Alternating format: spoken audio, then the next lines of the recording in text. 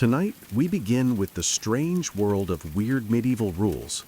The kind of laws that sound ridiculous today, but in the context of castles, plagues, and chronic bad hygiene, actually made sense. Before we begin, I'd love to hear from you. In the comments below, tell me where you are and what time it is as you listen to this story. Are you nestled in bed or sitting quietly with a cup of tea, letting the world fade away for a little while? Sharing these small moments connects us across space and time, just like the stories themselves connect us to the past. Make yourself comfortable. Dim the lights, take a deep breath, and let the calm settle around you. Tonight, we wander through a world of kingdoms, battles, and legends, tracing a path from exile to conquest, from hardship to glory. As Harald Hardrada's saga unfolds, let yourself drift into the rhythm of history. And remember, each choice, each battle, each alliance shapes the tides of human lives across centuries. You roll out of bed, or rather, out of the pile of straw pretending to be a bed, and think, maybe today I'll try to look like less of a mud-stained disaster. You eye that fancy scrap of fur you found at the market and imagine yourself strutting into the village looking like a medieval influencer. Bad news. Congratulations. You've just broken the law. That's right. In the Middle Ages, fashion wasn't a matter of taste. It was state policy. Enter sumptuary laws, which basically said, wear your class on your sleeve. Literally. If you're a peasant, you're stuck with wool. Scratchy, dull brown wool, itchy enough to make you question the existence of God. Meanwhile, nobles swan around in silk so bright they look like someone dipped them in unicorn blood. Try to imitate them. The law will notice. Authorities might find you, humiliate you, or worse, throw you in jail. Imagine rotting in a dungeon while rats chew your shoes, all because your cloak looked too Dutchy for your station. Not exactly the glamorous rebellion you had in mind. And nobles didn't just ban random colors. Oh no, they were specific. Purple, royalty only. Fur trims like ermine, off limits unless you had a title longer than your family tree. Even shoes had rules. The rich wore poulaines, those ridiculous pointy shoes so long they needed to be tied to your knees. You, as a humble dirt farmer, were expected to wear boots shaped like actual human feet. Functional, boring, and very unfashionable. The logic behind all this nonsense was simple. The rich wanted to stay visibly rich. If you looked too much like them, the entire fragile hierarchy might collapse. Imagine some noble being mistaken for a guy who shovels pig manure. The horror.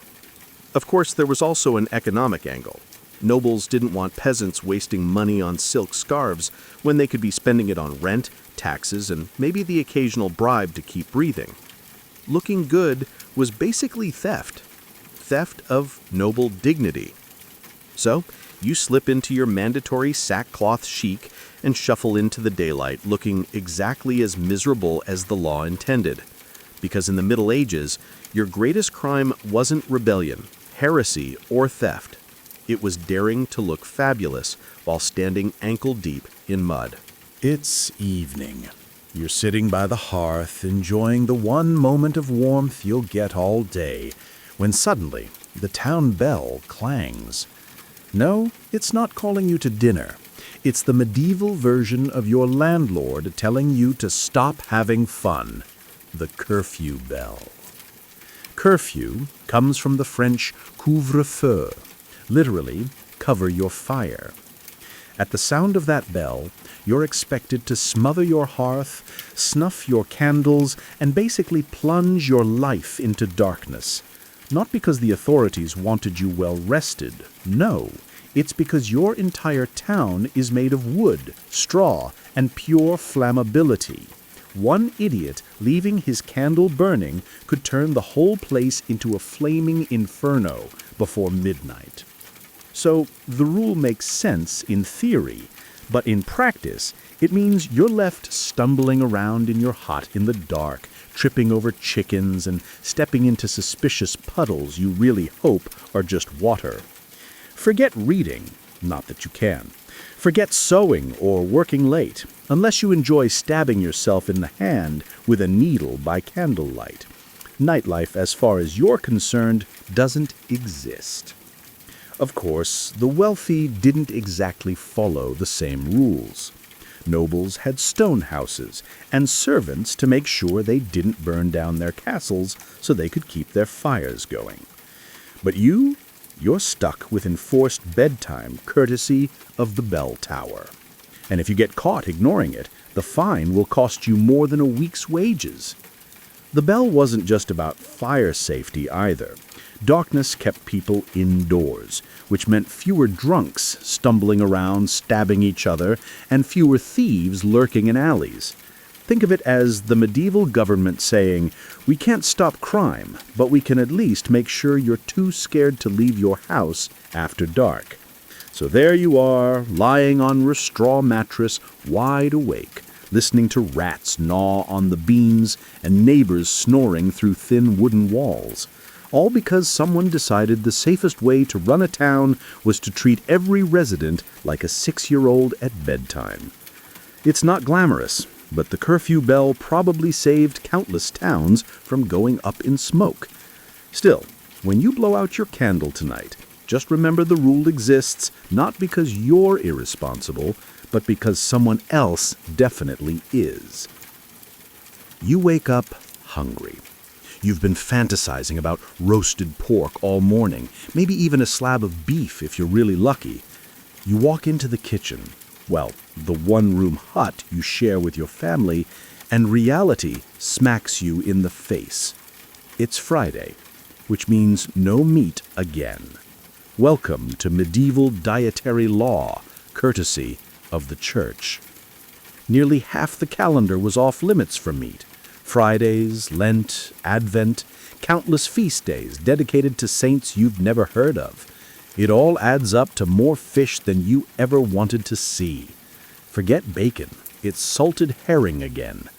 The spiritual message, discipline and sacrifice. The practical message, please stop eating all the cows before winter. You might think it's absurd, but it had a logic. Cows were precious. They pulled plows, gave milk, and provided leather. If everyone slaughtered them at the first sign of hunger, the agricultural system would collapse faster than your appetite at the sight of another pickled fish.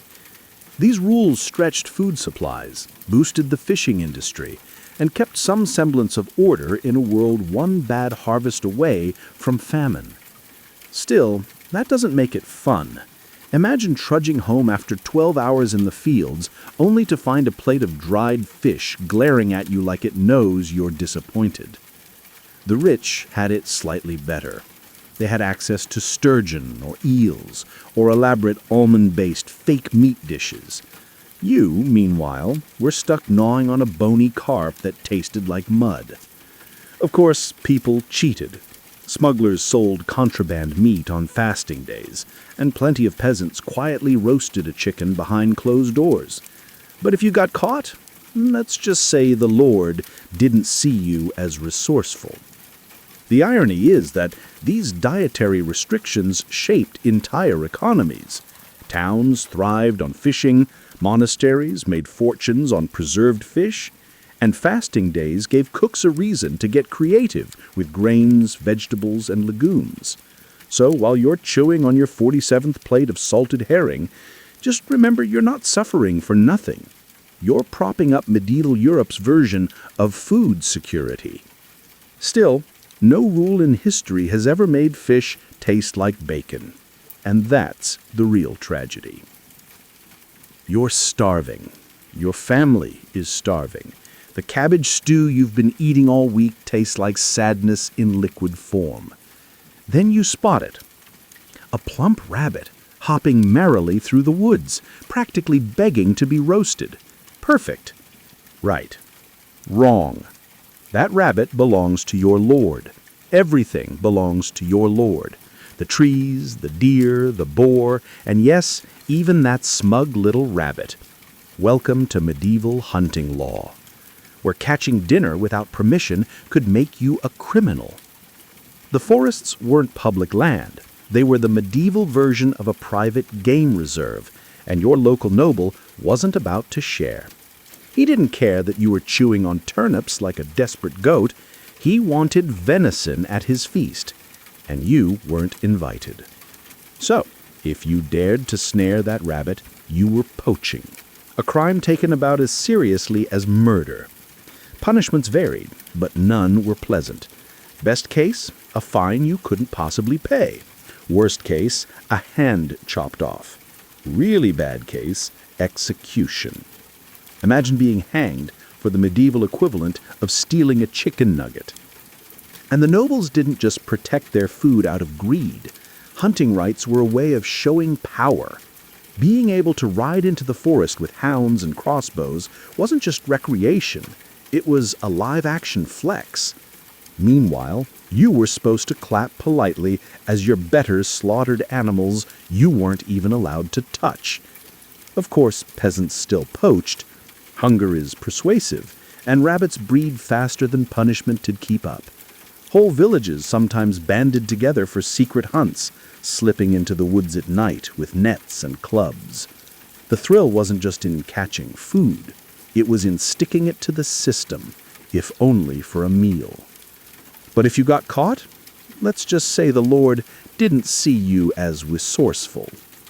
The irony is that while you risked death for a rabbit, nobles killed animals in bulk just for sport.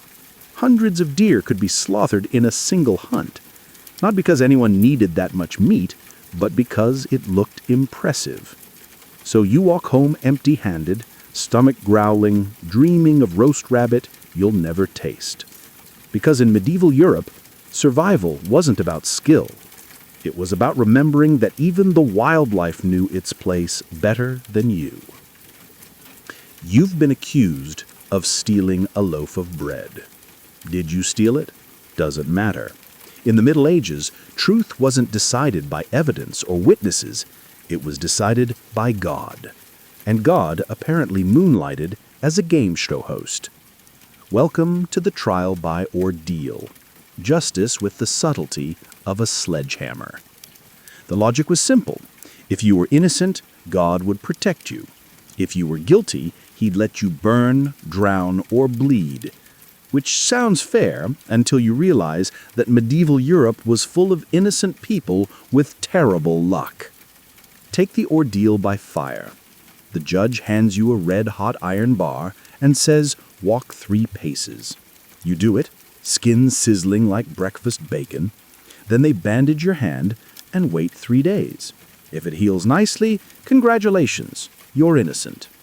If it festers, which in a world without soap or antibiotics, it absolutely will, guilty. Enjoy your punishment.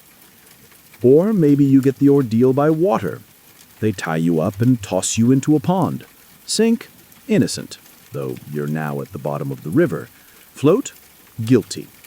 The logic here was that pure water would reject liars, which is exactly the kind of nonsense you come up with when no one's invented science yet. And then there was the ordeal by combat. Someone accuses you of a crime, and instead of lawyers, you both grab swords and go at it. God apparently chooses the winner. Which sounds noble until you realize the other guy is 6'5" and has been training since birth.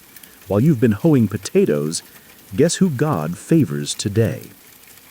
To be fair, these ordeals weren't always taken literally. Priests sometimes interpreted the results to avoid killing too many people. And eventually the church banned ordeals altogether in the 13th century, partly because they realized burn this guy's hand and see what happens wasn't the most reliable legal system. But for centuries, ordeals were the gold standard of justice, which means if you lived back then, your innocence wasn't proven by honesty or character. It was proven by whether or not you could survive medieval party tricks with fire and water. So, next time you complain about jury duty, remember at least no one's asking you to grab a hot Iron bar and hope divine skin saves you. It's Sunday morning. You'd like to sleep in, but the church bells are already ringing like someone's hitting a cow with a frying pan. You drag yourself to Mass because if you don't, you risk fines, penance, or worse, public gossip, which in a medieval village spreads faster than the plague. Now here's the catch. After Mass, you're not allowed to work at all. No plowing, no weaving, no fixing the roof that's currently dripping into your stew pot. The rule is simple. Sunday is God's day, not yours. You're supposed to rest, reflect, and avoid sin. Which sounds great in theory, until you realize your landlord doesn't care if you're resting. He still wants his rent, and the weeds in your field didn't get the Sabbath memo. The church, to be fair, enforced this for more than just piety. A weekly rest day kept peasants from literally working themselves into an early grave. In a world where vacation meant collapsing in the mud, Sunday was the one day you could avoid dropping dead in the field. Call it medieval HR policy wrapped in scripture. Of course, rest was a relative term. You weren't reclining with wine and cheese. You were sitting through a 2-hour Latin sermon you couldn't understand, followed by endless prayer. After that, maybe you'd sneak in a nap before the priest reminded you that idleness was also a sin. In short, Sunday gave you the choice of being bored into holiness or guilty of laziness. Naturally, exceptions existed. Nobles still hunted, servants still served, and emergencies like putting out a fire or delivering a baby didn't count as work. But if you tried to sneak in a little extra farming, someone would rat you out, and suddenly you're standing barefoot in church while the priest scolds you in front of the whole village. Still, the rule had paying power. Without it, peasants might have been worked 7 days a week until they dropped. The Sabbath gave you at least the illusion of rest, a little buffer between endless toil and inevitable death. So you trudge home from church, eat your cold porridge, and rest by staring at the wall. Congratulations, you survived another Sunday without accidentally sinning. Sort of. You've decided you're tired of farming mud and eating cabbage soup, so you want to try your hand at a trade. Maybe you'll become a baker, or a blacksmith, or even a weaver. Great idea, except you can't just start hammering metal or selling loaves of bread. First, you need the blessing of the medieval equivalent of a mafia family, the guild. Guilds controlled everything. Want to bake bread? You have to be in the Baker's Guild.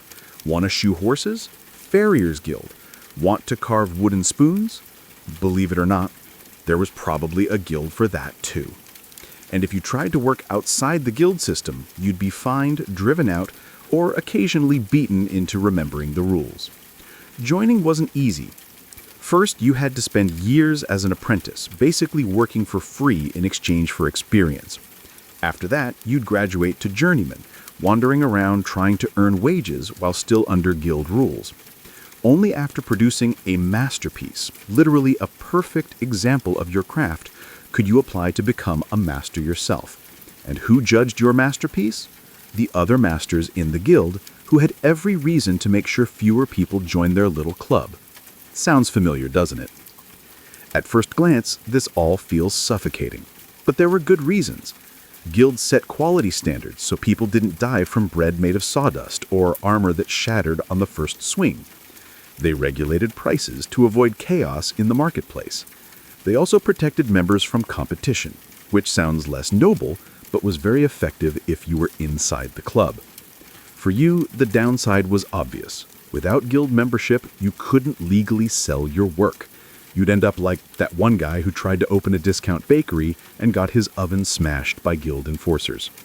Medieval Yelp reviews weren't written with words, they were written with bricks through your window. Still, guilds offered security. If you were part of one, you got protection, training, and a voice in your town's affairs. If not, you were just another peasant pretending to know how to hammer iron. So you swallow your pride, sweep the shop floor for 7 years as an apprentice, and hope one day your masterpiece doesn't get rejected. Because in the Middle Ages, you couldn't just follow your passion. You had to follow the guild, or else. You don't own a clock. You don't even know what a clock is. Time for you is whatever the local church bell says it is. And those bells, they never stop. They ring to wake you up. They ring to drag you to prayers. They ring for work, for rest, for meals, and for bedtime. Basically, the medieval bell tower was your overbearing parent, and you couldn't even slam your bedroom door to escape it. Picture it, you're in the fields, finally making progress with the plow, when clang, clang, clang, time to stop and pray. You mutter a few words to God, go back to work, and just as you're finding a rhythm again, clang, clang, clang. Noon bells, time to eat your gourmet meal of bread, onions, and disappointment. A couple of hours later, just when you think maybe you'll catch up on work, Vespers, off you go again. And it wasn't just about religion. The bells controlled civic life too. They announced market openings, curfews, and emergencies. Fire in the town? Bells. Enemy attack? Bells. Somebody important died? Bells. Basically, bells were the medieval version of push notifications. Constant, loud, and impossible to turn off. The worst part, you had no say in it. The priest or town officials decided when the bells rang, and you obeyed. It didn't matter if you were tired, in the middle of a meal, or halfway through something important. The bell owned you. Oversleep? Everyone knows because you missed the morning bells. Leave work early? Guess what? The bells tattled. Forget to show up to Mass? The bells tattled. In theory, bells provided order in a world without watches or literacy. Most people couldn't read a calendar, let alone keep track of hours. The sound of bells structured the chaos. But for you, it meant your life was less living freely and more being Pavlov's dog centuries before Pavlov. So you trudge on, ears ringing, your entire existence carved into bell-shaped chunks of time. Because in the Middle Ages, you didn't ask what time it was. You waited for the bells to tell you who you were, where you should be, and exactly how little control you actually had. You stink. Everyone stinks. It's the Middle Ages after all. So when you finally scrape together enough coins to visit the local bathhouse, you think maybe, just maybe, you'll leave smelling less like a damp goat. You walk in, ready to scrub weeks of filth off your skin, and find the doors barred shut. Why? Because the town authorities decided bathhouses are basically plague factories. And to be fair, they weren't entirely wrong. Bathhouses weren't just for baths. They doubled as social clubs, gossip centers, and let's be honest, budget brothels. A place where you could chat, soak, and catch a disease all in one convenient visit. When syphilis and plague swept through Europe, the bathhouse became everyone's favorite scapegoat. Shut them down and maybe people stop dropping like flies. Or maybe they just keep stinking, which is at least less contagious. But here's the problem. Without bathhouses, your hygiene options are limited. Washing at home means hauling buckets of freezing water from the well, dumping it into a wooden tub, and pretending this counts as a spa day. Soap is expensive. Hot water is a luxury. And honestly, your family would rather use that firewood to cook food than to make sure you don't smell like despair. Of course, the nobles didn't always play by the same rules. They had private baths, perfumed oils, and servants to scrub them down. You're left rubbing yourself with a rag and hoping no one notices that your natural musk could scare away wolves. And here's the kicker. The church often viewed public bathing with suspicion anyway. Too much nudity, too much mingling of sexes, too much fun. If you enjoyed it, it was probably sinful. So bathhouses lived in this bizarre moral gray zone. Tolerated one year, banned the next. You never knew if your evening soak would leave you refreshed or excommunicated. So you shuffle back home. Dirt still caked under your nails, hair greasy, skin itchy. You tell yourself bathing is overrated, that nobody notices anyway. Except they do. They all do. Everyone in your village smells the same. Sweat, smoke, livestock, and failure. Because in the Middle Ages, washing yourself wasn't just about hygiene. It was about politics, morality, and whether the town thought your bathhouse was saving souls or spreading death. Spoiler, it was probably both. You've done it. After months of backbreaking work and eating porridge that tastes like sadness, you've saved a few coins. You think, maybe I'll treat myself. Maybe I'll buy something nice. Something that says, I may be poor, but I still have self-respect. Wrong. Medieval law says you can't. Welcome back to sumptuary laws, the rules that made sure you never dressed better than your betters. Let's say you're a wealthy merchant. You've made decent money trading wool, and now you want a velvet tunic. Not so fast. Velvet is reserved for nobles. Purple cloth? Forget it. That's basically the medieval trademark color of royalty. Fur trims? Only if your family tree includes someone with the third at the end of their name. For you, the law demands beige potato sack chic.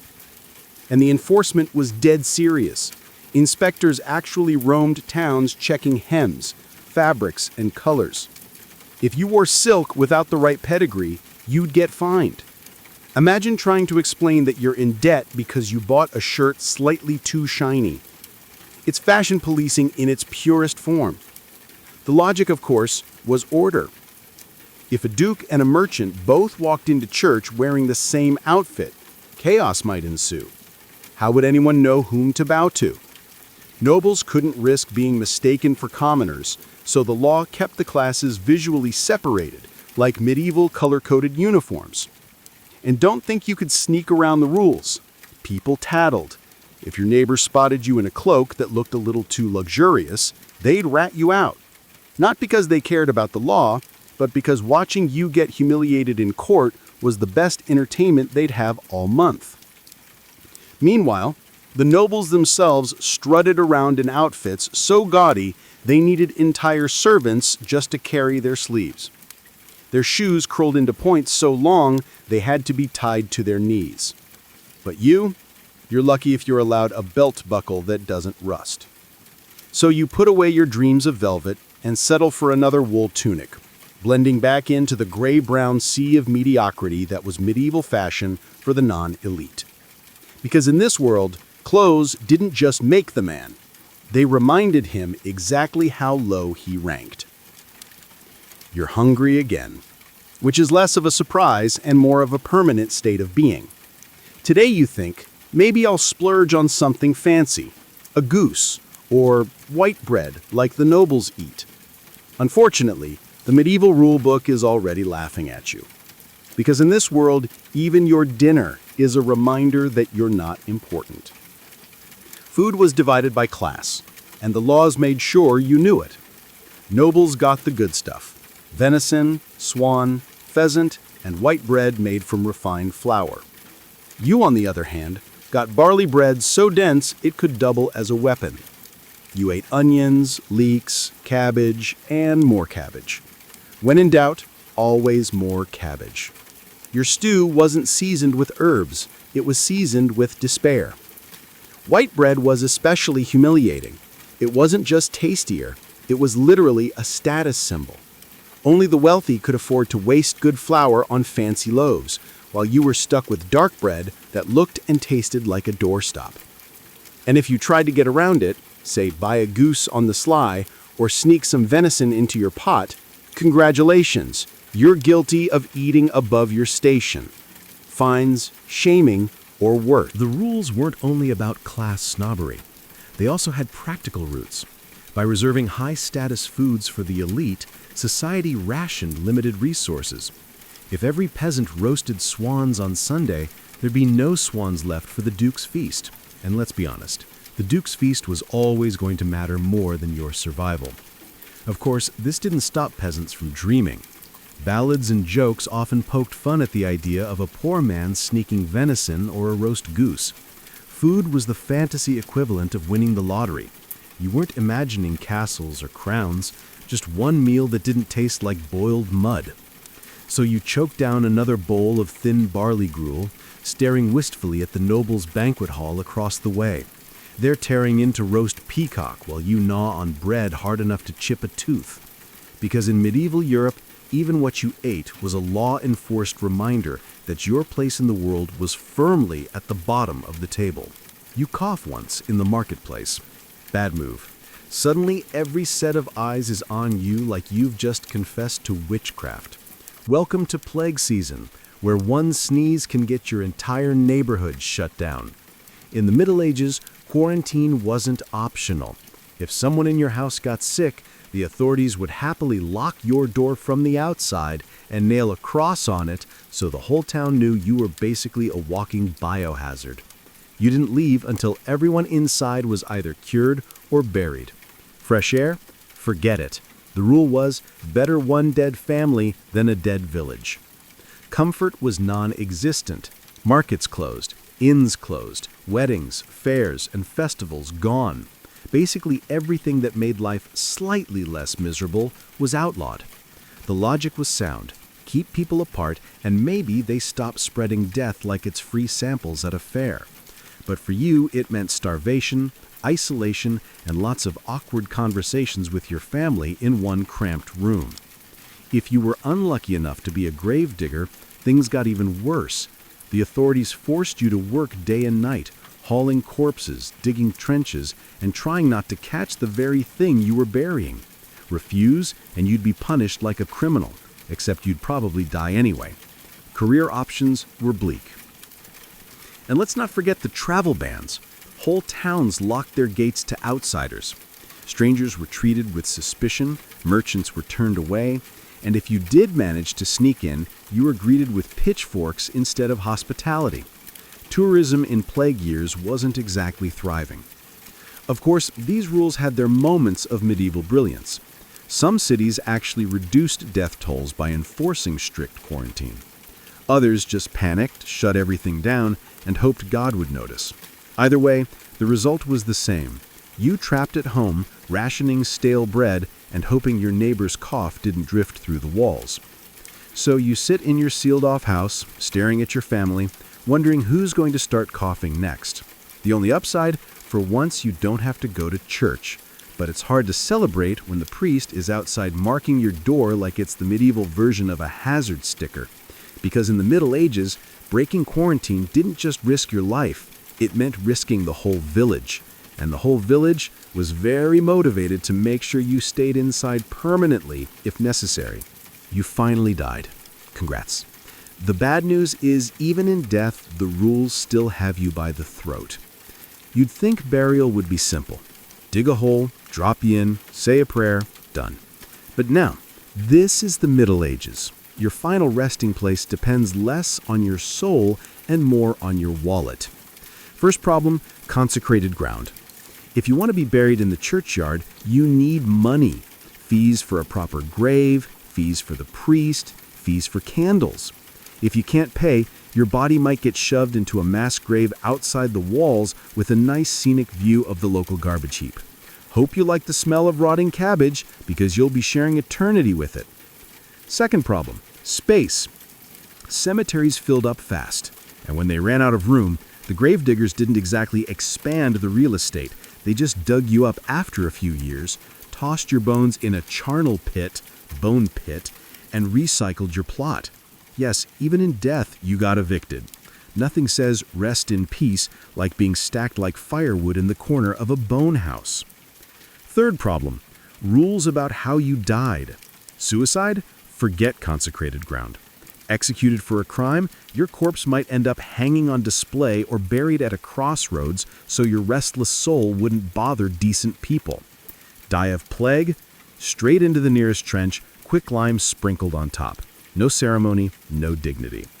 And don't think the church was always sympathetic. If you'd been excommunicated, they wouldn't even let your body near holy ground. Basically, sorry. Eternal damnation wasn't enough. Now you're banned from the graveyard. The wealthy, of course, had it better. Nobles got tombs, effigies, and sometimes even a permanent spot inside the church itself, where their marble likeness could glare down at peasants for centuries. You're lucky if your grave marker isn't just a rock with "Here lies nobody important" scratched on it. So even in death, you realize the Middle Ages never stopped reminding you of your place. The rules didn't just tell you how to live, they told you how to rot. And the final joke? Your descendants will probably forget where you're buried anyway. Because in medieval Europe, even the afterlife had a waiting list. You're sitting in the tavern a few mugs of ale deep when your friend mutters something about the bishop's new hat looking like a stolen beehive. You laugh, maybe a little too loudly. Bad idea. In the Middle Ages, mocking the church wasn't just bad manners, it was a crime, a serious one. See, the church wasn't just about Sunday sermons and stained glass windows. It was the single largest landowner in Europe, wealthier than kings, and basically the medieval version of both Amazon and the IRS, which meant insulting a priest or questioning doctrine was like trash-talking your boss while the boss owns your house, your food supply, and your soul. Not smart. Punishments varied, but none were pleasant. You might be fined or forced to do public penance. Imagine standing barefoot in church while everyone stares at you like you farted during Mass. Or, if you really pushed it, branded a heretic. And once that label stuck, things got hot. Literally. Because heresy and fire tended to go hand in hand. The rules weren't just about protecting faith. They were about protecting power. The church's authority depended on people believing it was untouchable. If you could mock a priest without consequences, the whole system might start to wobble, and the medieval church did not tolerate wobbling. So you kept your jokes to yourself. Sure, maybe you whispered them after dark in the barn when you were absolutely sure no one was listening, but even then, you had to be careful. Neighbors tattled. People earned favors by reporting blasphemy. And let's be honest, who wouldn't sell you out if it meant a little less penance for themselves? Meanwhile, clergy themselves weren't always models of virtue. Some lived lavishly, had mistresses, or hoarded wealth. But criticizing that? Off limits. You had to smile, nod, and pretend that the bishop's 15th course feast was spiritually uplifting while you gnawed unstale bread. So you bite your tongue, laugh politely at sermons, and never ever make jokes about priests in public again. Because in the Middle Ages, free speech didn't exist, and if you forgot that, the church had plenty of creative ways to remind you. Because here, sticks and stones might break your bones, but words could definitely get you burned. It's nightfall. You're finally home after a long day of bending your spine in half for someone else's profit. All you want is to sit by the fire, eat your watery stew, and maybe not freeze to death. But just as you're starting to feel human again, the church bell clangs. The message is clear. Cover your fire, snuff your candles. Fun time's over. This wasn't a suggestion. It was law. Your hearth had to be covered at night, or you risked fines, punishment, or worse, burning the entire village down because you nodded off with a log still smoldering. And in a town made entirely of wood, thatched roofs, and bad decisions, fire spread faster than gossip after Mass. One drunk farmer could turn everyone's house into a bonfire, and nobody wanted that. So, you obey. You shovel dirt over your fire, muttering curses under your breath, and spend the rest of the evening shivering in the dark. Your entertainment options are limited. Talk to your family, who you're sick of, listen to rats in the rafters, or lie awake imagining how warm nobles are right now in their stone castles with multiple fireplaces roaring. Of course, the rich didn't always follow this rule. Lords and bishops had stone halls and servants to manage the flames, so they could afford to keep the fire going all night. You, however, are the risk. The law wasn't written for them. It was written because your hovel is basically one giant torch waiting to happen. And while the rule did prevent devastating fires, it also made nights miserable. Darkness wasn't peaceful. It was terrifying. Thieves, wolves, drunk neighbors looking for fights, all thrived after the curfew. The fire wasn't just warmth, it was protection. Without it, you sit in the dark like bait, hoping nothing out there decides you look edible. Still, the law stood for centuries. Fire was both your best friend and your worst enemy, and medieval life was already dangerous enough without waking up in a pile of ashes. So, you pull the blanket tighter, listen to the silence, and wait for dawn. Because in the Middle Ages, survival wasn't about comfort. It was about obedience. And if that meant freezing at night so the whole town didn't burn, then congratulations, you've once again suffered for the greater good. Exile was nothing new in the Viking world. honor-bound societies had a brutal way of dealing with troublemakers. If you killed the wrong man or upset the fragile balance of power, you were outlawed. That's exactly what happened to Eric the Red. After a series of violent disputes in Iceland, including a blood feud that left men dead, Eric was sentenced to banishment. With nowhere to go, he looked westward, chasing stories of a distant land glimpsed by sailors blown off course.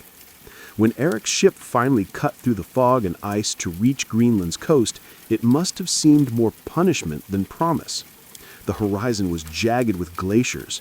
The valleys were windswept and barren, the soil thin and rocky. Winter bit hard even in summer months. To most, this was no place for farming, much less raising families. But Eric was not just a warrior. He was a salesman. He understood the power of words in shaping destiny. He chose to call this harsh new land Greenland. It was a bold lie, but a useful one. Where others saw cold stone and snowfields, Eric painted a vision of fertile meadows and grassy slopes. The name alone suggested hope, a place where farmers might prosper, where families could start fresh, and where land-hungry settlers could escape the overcrowding of Iceland. His genius was not in taming Greenland, but in convincing others it could be tamed. Back in Iceland, Eric spread his pitch with the confidence of a seasoned chieftain. He told of valleys where sheep would graze, of fjords rich with fish, of hillsides ready for plows. He emphasized abundance, not scarcity. The promise of land was irresistible to Viking families pressed by growing populations and limited resources at home. By 985 CE, Eric had gathered a fleet of long ships filled with hopeful settlers, livestock, and tools. Some came for necessity, others for adventure. They risked everything on Eric's promise, leaving familiar soil for a world that was more ice than green. What awaited them was not paradise, but survival at its harshest. Yet, without Eric's cunning rebranding, Greenland might have remained an empty wilderness, known only to drifting sailors. Instead, it became the stage for one of the boldest experiments in Viking endurance. In the summer of 985 CE, the Great Gamble began. Eric the Red had convinced dozens of families to join him, and together they prepared their long ships for the most dangerous voyage of their lives. Unlike raiding expeditions, this was not a quick strike across the sea. These ships carried everything needed to build a society from scratch. Cattle and sheep crammed into pens on deck, goats tethered beside barrels of water, sacks of grain for planting, iron tools, and chests of precious cloth and timber. Children clung to their mothers, while warriors stood at the rails scanning the horizon for danger. The crossing from Iceland to Greenland was no gentle cruise. The North Atlantic Ocean was a cruel teacher, and the Vikings knew it well. Fog rolled in thick, hiding the cliffs and reefs until they seemed to spring from nowhere. Sudden squalls ripped through sails, snapping ropes and drenching passengers to the bone. Icebergs floated in great jagged slabs, threatening to crush a hull if struck. Many nights the only sound was the creak of timber and the prayers whispered into the dark. Not every ship survived. The sagas tell us that of the 25 or so long ships that set out, only about 14 reached Greenland. The rest were lost to storms, shipwreck, or forced to turn back, limping home with broken masts and shattered hopes. Those who pressed on did so with grim determination. To turn back meant shame. To continue meant danger, but also the chance at new land and freedom from old debts. Life aboard ship was cramped and relentless. Families huddled under woolen cloaks, fighting seasickness and hunger. Meals were hard bread, dried fish, and whatever could be boiled in seawater. Livestock fouled the decks, and the stench clung to everyone. Yet there was also resilience. Women spun yarn from wool even at sea, keeping their hands busy. Men sang rowing chants when the wind died, voices rising against the howl of the waves. Children too young to understand the stakes found moments of laughter playing with driftwood toys between bouts of terror when the ship pitched too violently. After weeks of this peril, the settlers finally sighted Greenland's icy cliffs. Exhausted, battered, but alive, They had crossed the most unforgiving waters in the world. The land that rose before them was no green paradise, but it was theirs, and that was enough to begin. When the settlers first stepped onto Greenland's rocky shores, relief quickly gave way to reality. There were no forests to cut for timber, no soft fields ready for farming, and little sign of abundance. The mountains were bare, the valleys narrow, and the climate unforgiving. If the Vikings were to survive here, they would have to wrestle a home out of the land itself. The solution was both simple and ingenious: turf houses. Strips of sod were cut from the ground, stacked like bricks and packed tightly together. The walls could be several feet thick, insulating against the freezing winds that swept down from the glaciers. Driftwood, washed ashore after long journeys across the sea, became the skeleton of their dwellings: roof beams, door frames, and supports. The Vikings learned to scavenge every scrap of wood that the ocean offered, treating each log as treasure. Inside, these homes were dim and smoky.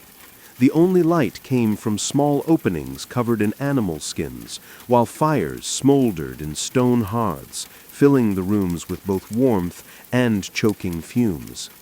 Yet, compared to the cold outside, they were sanctuaries. Families slept side by side on benches lined with furs, sharing body heat through the endless winter nights. The smell of drying fish, smoldering peat, and livestock penned nearby clung to every corner. It was far from luxurious, but it was survival. The settlement grew slowly, with each family carving out a farmstead.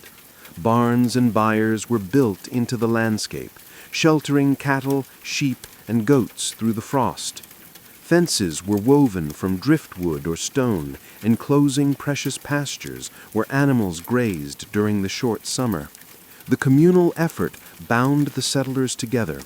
Neighbors shared labor, tools, and stories around the fire. The harshness of Greenland demanded cooperation. Isolation meant death. Yet within this frozen frontier, the Vikings managed to recreate a version of their Scandinavian homelands. Halls for feasting, farms for families, and even small churches in later years. What they built was not just shelter, but hope. These turf and driftwood homes symbolized their refusal to yield, proof that even in one of the world's harshest environments, the Vikings could carve out a world of their own. To a Viking farmer, fertile soil was wealth itself. But in Greenland, soil was scarce, thin, and stubborn. The settlers quickly learned that farming here was nothing like in Iceland or Norway. Summers were short, barely long enough for grass to grow, and winters dragged on endlessly. Yet the survival of the colony depended on coaxing every scrap of food from the land. Sheep and goats became the backbone of their farms.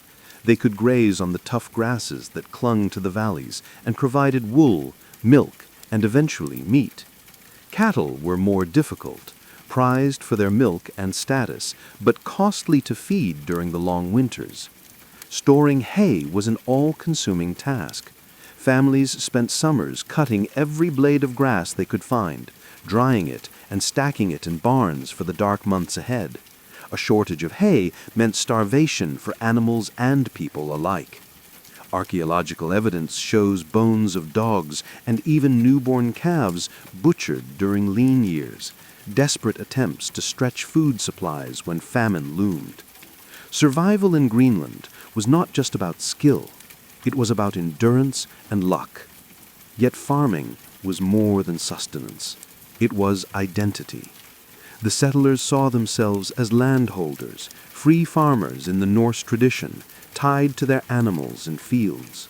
Even in this icy frontier, they clung to the rhythms of home, milking at dawn, hay cutting in summer, slaughtering livestock in autumn, storing food for winter.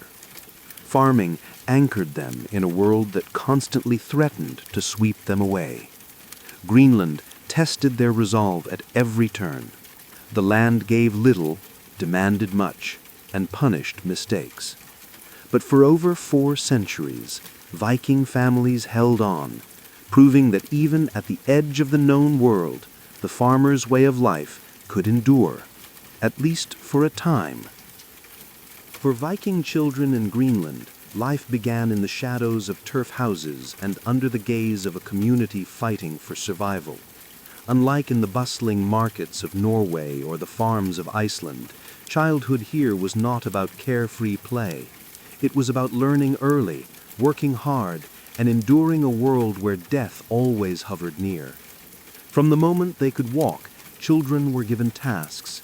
The youngest carried water, gathered dung for fuel, or helped keep watch over sheep grazing in the valley. Slightly older children herded goats, milked cows, or collected driftwood along the fjord. Girls learned to spin wool and weave under the patient, if stern, guidance of their mothers, while boys trailed their fathers into the hills, watching how to hunt seals, set nets for fish, or carve tools from bone. Childhood was apprenticeship, and mistakes could be costly. Still, there was room for joy. Archaeologists have uncovered small carved toys, horses, boats, and figures fashioned from bone and wood. These fragments suggest that even in hardship, parents tried to give their children laughter. The fjords became playgrounds where kids skipped stones across the water or raced to climb rocky slopes. But always, play was tempered with responsibility. Childhood was brief. Adulthood came quickly. Education was oral, steeped in stories and sagas. Around the hearth at night, elders told of Odin and Thor, or the voyages of legendary ancestors. These tales weren't just entertainment. They were lessons in courage, cunning, and endurance. Later, as Christianity took root, children learned prayers in Latin, though most could not read or write. Memory was their library, and storytelling their textbook. Danger was ever present.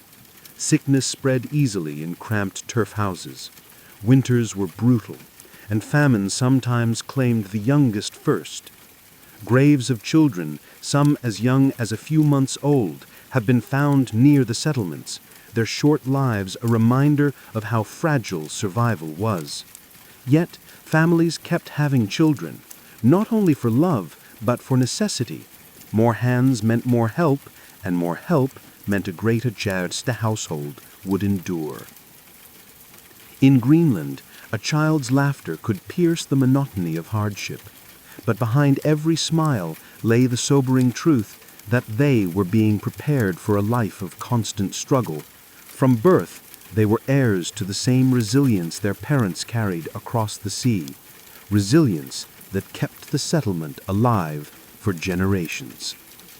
In Greenland's Viking settlements, survival was not only won by the men who hunted or plowed. It was held together by the relentless labor of women. Inside dim turf houses, women's work was the invisible thread that kept families alive, and without it, the colony would have crumbled within a generation. Weaving was at the heart of this labor. Wool from sheep and goats was carded, spun, and transformed into cloth on upright looms that stood in the smoky rooms of farmhouses. The cloth was not just for clothing, it was currency. Woven wool, known as vodmal, was traded across the North Atlantic, and in Greenland, it became one of the colony's most valuable exports. A woman's skill at weaving was therefore not just domestic, but economic power. Her hours bent over the loom, shaping the prosperity of her household. But weaving was only one thread of their burden. Women tended the dairy, milking cows and goats, making butter, cheese, and skid, a kind of sour milk curd. These products were staples of the Greenland diet, stored carefully to last through the long winter. A failed batch could mean hunger months later. Women also managed the hearth, keeping the fire alive through endless nights, cooking with little more than fish, seal meat, and dried grains. Their work demanded constant vigilance, for a single lapse could leave a family cold and starving. Childbearing added yet another layer of hardship. With limited medical knowledge and harsh conditions, childbirth was perilous. Many women died young, leaving families fractured. Those who survived juggled infants strapped to their backs while they spun wool or tended to livestock.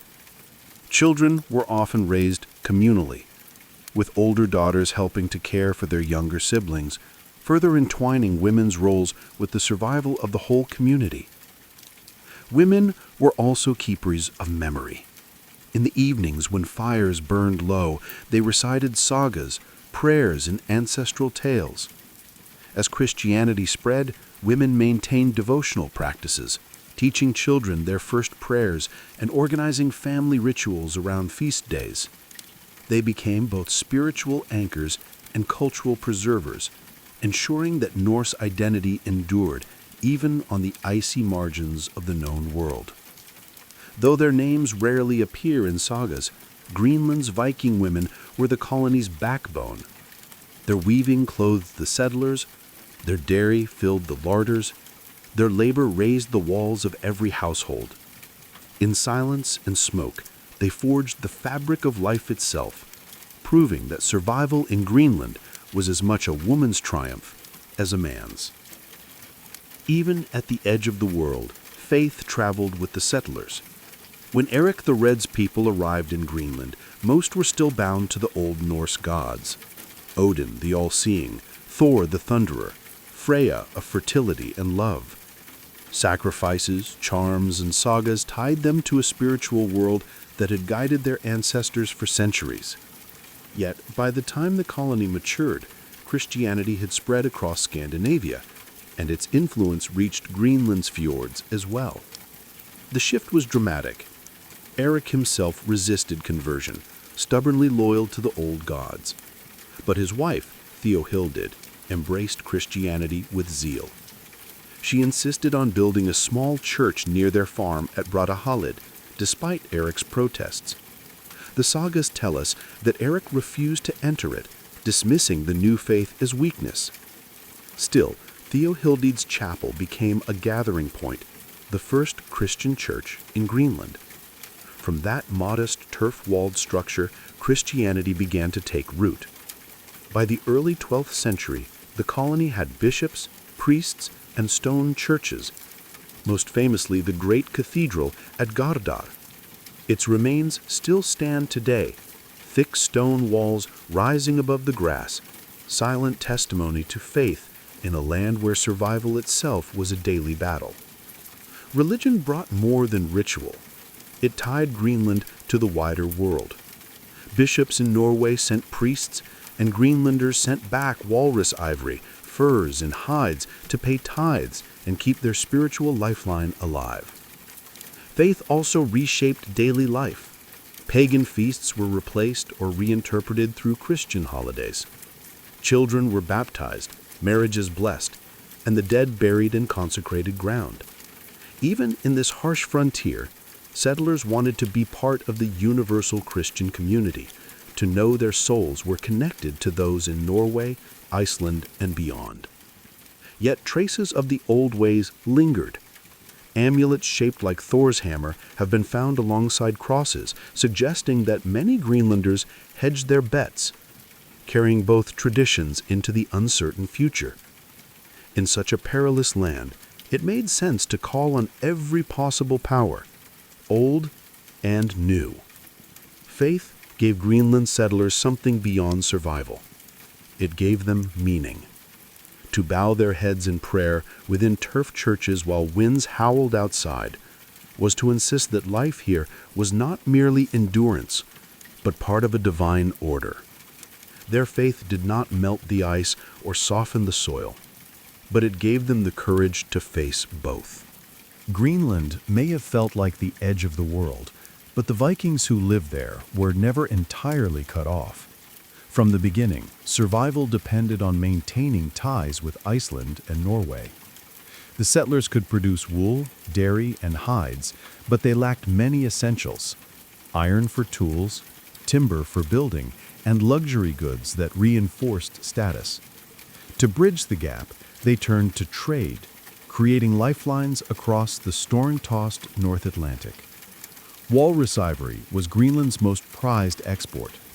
Walrus tusks, carved and polished, were shipped to Europe, where they became chess pieces, religious artifacts, and luxury ornaments. Hunting walrus was no easy task. It meant long expeditions north into icy waters, braving polar bears, treacherous seas, and bitter cold. But the ivory fetched high prices, and for a time, it kept the colony relevant in European markets.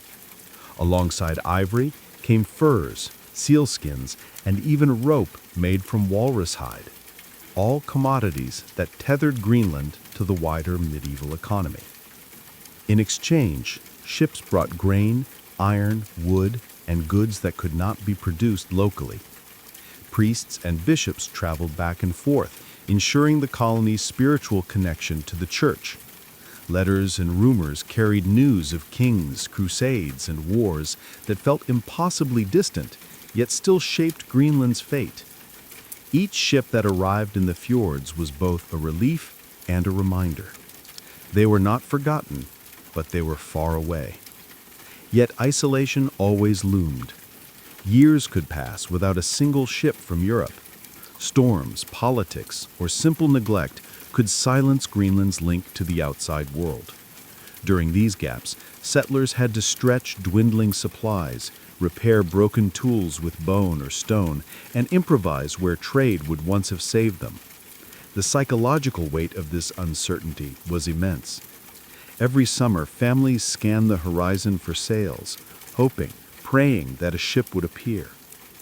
Despite the hardships, Greenlanders remained proud participants in the Norse world.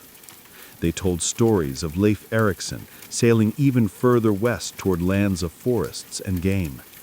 They sent gifts to kings and churches, asserting their place in the Norse tapestry. But beneath this pride was a fragile truth. Their survival hinged on ships that might not come. Greenland was connected, yes, but always precariously so, caught between trade and isolation, belonging and abandonment. For centuries, the Norse of Greenland endured, carving a fragile life out of the ice. But by the 14th and 15th centuries, the settlements began to weaken. Archaeology and sagas together hint at a slow unraveling, not a single dramatic collapse, but a steady fading, like a fire that runs out of fuel. Climate was one enemy. The so-called Little Ice Age gripped the North Atlantic, bringing colder winters and shorter summers. Pastures shrank, hay harvests failed, and livestock starved. Farming, always precarious, became nearly impossible. Children's bones from late burials show signs of malnutrition, proof that hunger haunted the colony's final years. Trade also faltered, as walrus ivory lost value in Europe, displaced by elephant ivory from Africa. Greenland's main export collapsed. Fewer ships came. Without imports of iron, timber, and grain, the settlers turned inward, repairing tools with bone, patching roofs with whatever wood drifted ashore. Isolation, once an inconvenience, became a death sentence. Conflict with the Inuit may have played a role as well. The Norse called them skraelings, and though evidence suggests contact, trade, and occasional coexistence, tensions surely flared. Inuit kayaks and hunting techniques were better suited to the Arctic environment. As Norse farmers clung stubbornly to European ways, the Inuit thrived where they faltered. Religion remained strong to the end. Churches were still built, and priests still held Mass, even as pews emptied. A wedding feast in the early 14th century is the last written record of Norse Greenland, a snapshot of joy in the face of decline. After that, silence. By the mid-1400s, no ships returned, no messages came. The colony vanished from European memory. Its people absorbed into the land they had fought so hard to claim. For the Yrians, marriage was never just about two people choosing to live together.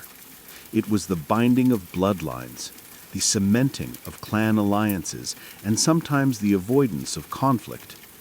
In a world where kinship determined protection, honor, and survival, marriage was a political and social contract first, and a private union second. Clans were the core of Yrian society. Every man and woman belonged not just to a family, but to an extended network of kin stretching across valleys and hilltop settlements. These clans controlled land, resources, and warriors. When two young people married, the event reshaped more than their daily lives. It reshaped alliances between groups. A marriage could secure peace between rivals, strengthen trading bonds, or enhance military cooperation. In this way, the personal was always political. Negotiations over marriage were carried out by elders, men of authority who weighed the advantages carefully. They considered the wealth of the bride's family, the reputation of the groom's lineage, and the long-term gains that such a union could bring. A marriage was rarely spontaneous. It was the result of calculated decision-making, a strategy for survival in a world of shifting loyalties. Yet this emphasis on clan-centered unions did not strip marriage of its symbolic power. Weddings were moments when the collective identity of a clan was displayed. The joining of two families was celebrated not only as a personal milestone, but as a triumph for the wider community. Songs, rituals, and public ceremonies all reminded those present that marriage was larger than the bride and groom.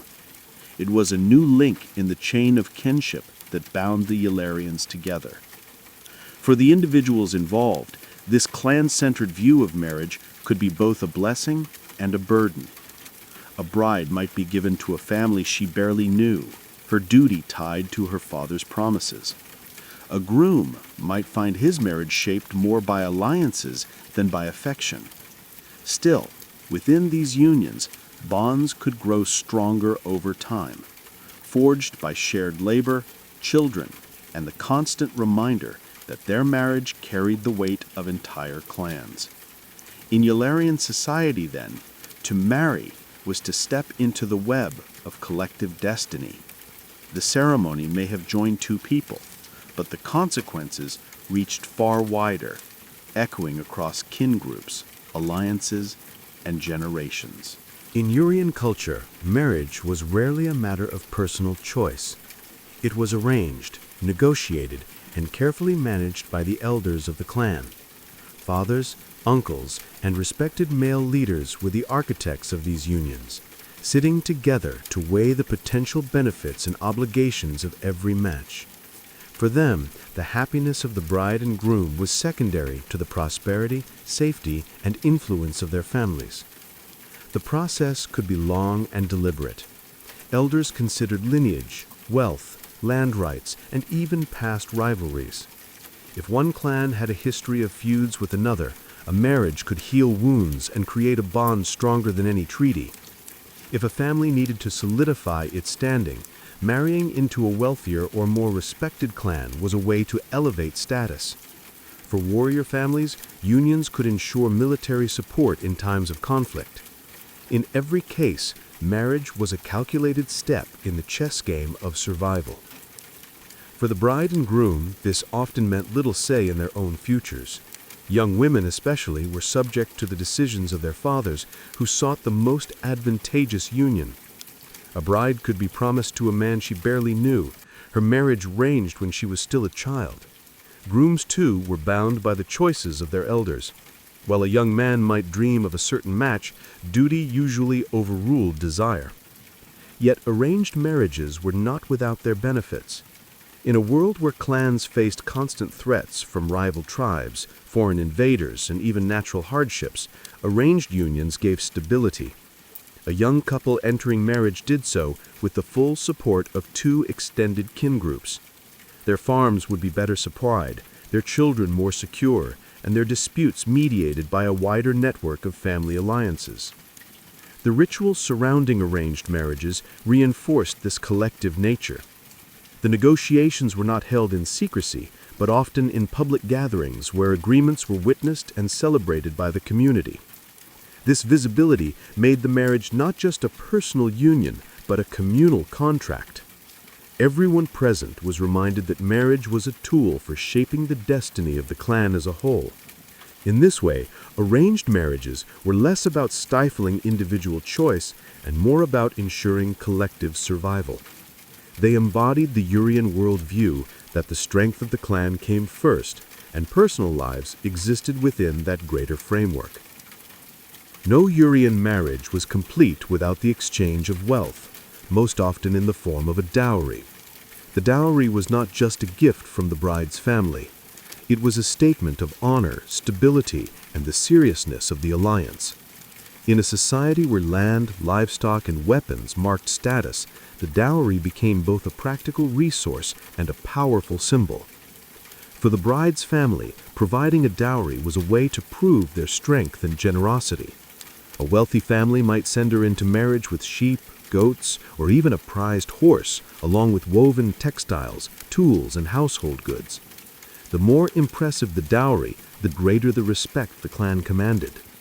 A stingy or meager offering, on the other hand, could cause whispers of weakness, damaging a family's reputation. The groom's family, however, was not simply the beneficiary. Accepting a dowry meant accepting responsibility.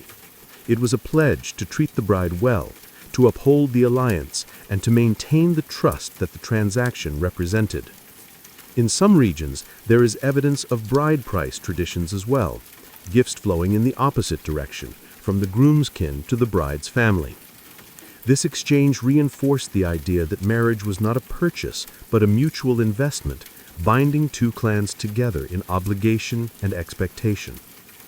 The items included in dowries also reveal much about Yrian life. Livestock dominated, for animals were wealth in motion. They provided food, clothing, and trade. Metal objects, when available, were prized, as iron weapons and tools gave practical and military advantages.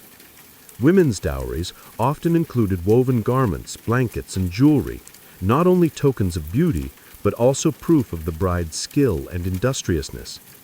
These items would stock the new household, ensuring the young couple began their life together with security. Dowry ceremonies were public and festive. When gifts were exchanged, communities gathered to witness the transfer, often accompanied by feasts, music, and blessings. This visibility was important. It ensured that the marriage contract was not just between two families, but acknowledged and upheld by the entire clan network. Beyond economics, the dowry carried spiritual weight. It marked the bride's transition from one family to another, smoothing her passage into her husband's household. In this way, the dowry was not only wealth, but a bridge, connecting old ties with new responsibilities and ensuring that the alliance would endure. Among the Illyrians, marriage was not only a social and economic contract, it was also a sacred moment that touched the spiritual world. Central to the ceremony were fertility rites, rituals designed to ensure that the union would be fruitful, that children would be born, and that the land and herds would prosper under the blessing of the gods. Without fertility, marriage lost much of its purpose, for the strength of a clan depended on the growth of families. Before the marriage feast, sacrifices were often made to deities tied to fertility and prosperity. Archaeological evidence and later Roman accounts suggest that animals, such as sheep, goats, or bulls, were offered to invoke divine favor. The blood of the sacrifice was sometimes sprinkled around the wedding site, symbolizing life and continuity. In certain regions, the couple themselves may have been anointed with blood or oil, marking them as participants in a ritual larger than themselves. Fires, too, played a role. In many Indo-European traditions, flames symbolized purification and new beginnings, and the Illyrians were no different. Couples might walk around a fire, leap over flames, or share a meal prepared in the sacrificial hearth. These acts were not merely symbolic. They tied the couple to the eternal cycle of birth, death, and renewal, that governed all life in Illyrian belief. The bride was often the focus of these fertility rites. Dressed in her finest garments and adorned with jewelry, she was presented as both the bearer of future children and the living embodiment of prosperity. Female relatives sometimes accompanied her with chants, dances, or blessings, invoking the ancestors and spirits of fertility. Herbs and flowers may have been woven into her attire, each chosen for its symbolic power to encourage health, love, and fecundity. The groom, meanwhile, was expected to prove his readiness as a protector and provider. In some traditions, he might participate in ritual hunts or contests of strength before marriage, demonstrating that he was worthy of raising a household. These displays tied masculinity to fertility as well, for a strong hunter meant a strong lineage. Altogether, these rites infused marriage with a sacred dimension that went beyond contracts and dowries. To marry was not only to bind families together, it was to invite the gods to bless the union, to renew the strength of the clan, and to ensure that life itself would continue through children, herds, and fields. No Illyrian marriage was complete without music and dance.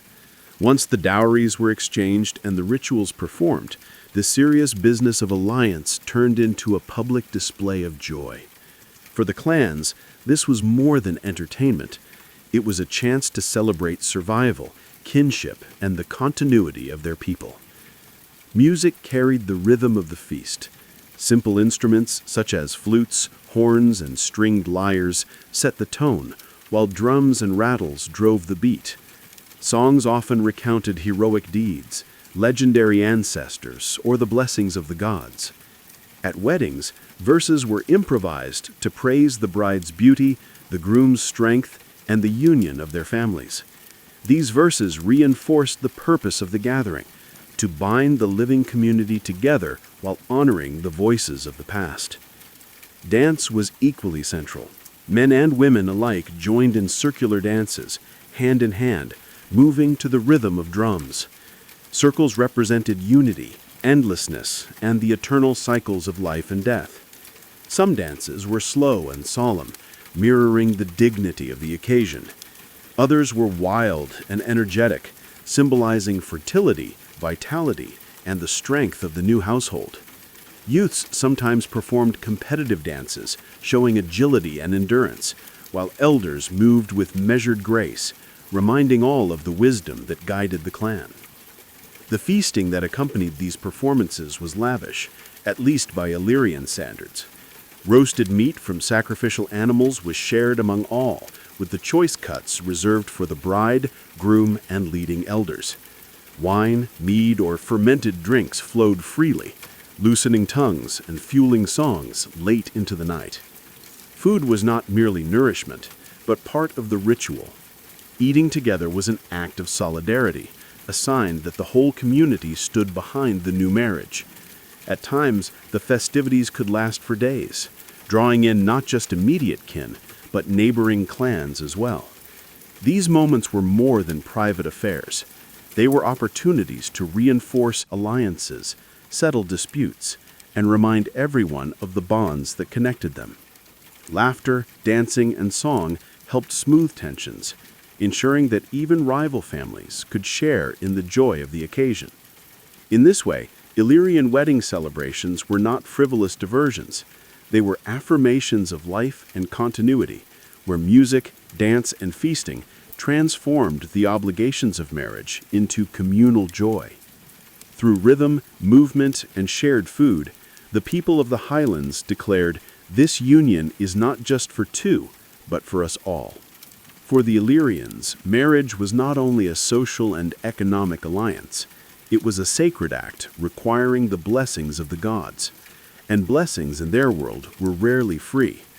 To secure divine favor, animal sacrifices were central to the wedding ritual, standing both as an offering and a symbolic transfer of life. The type of animal chosen depended on the wealth and standing of the family. A wealthy clan might sacrifice a bull or a horse, animals associated with strength, fertility, and prestige. More modest families might offer sheep, goats, or pigs, creatures still tied to prosperity and reproduction. Regardless of size, each sacrifice carried the same weight, a life given to ensure the fertility of the new couple, the health of future children, and the prosperity of the united clans. The act itself was often public, performed before the gathered community. Priests or clan elders with ritual authority oversaw the proceedings. The animal was adorned with garlands or painted markings, then led to an altar or sacred stone. With prayers and invocations to Illyrian deities, its blood was spilled onto the ground, mingling with the soil as a sign of renewal and continuity. The earth drank the sacrifice, and in return, it was believed the gods would grant abundance. Parts of the animal were often burned in a fire, the smoke rising toward the heavens as a message to the divine. The remainder was cooked and shared among the guests during the wedding feast. This act of communal eating gave the sacrifice a second meaning. It reminded all present that marriage was not only blessed by the gods, but also sustained by the unity of the people. To eat the sacrificial meat was to partake in the sacred contract, binding every participant to the success of the marriage. Sacrifice also carried an element of protection. The spilling of blood was thought to ward off evil spirits and misfortune, shielding the couple from harm in their new life together. It was a way of cleansing, ensuring that no bad omens followed them into their household. Through these rituals, Illyrian weddings bridged the human and divine worlds.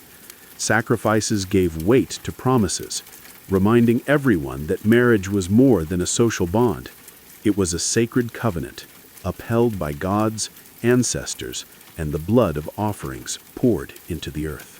In Illyrian society, the bride was more than a participant in marriage. She was the centerpiece of the ritual, the symbol of fertility, prosperity, and the continuation of the clan. While men negotiated the terms of the marriage and performed sacrifices, the women ensured that the traditions surrounding the bride were observed with care. These customs elevated the bride into a figure of both honor and responsibility, carrying the hopes of two families into her new household. Preparation began days before the wedding. Female relatives bathed the bride, combed her hair, and adorned her with jewelry. Necklaces of bronze, silver, or glass beads reflected her family's wealth, while belts and fibula, brooches, fastened garments that displayed her skill in weaving.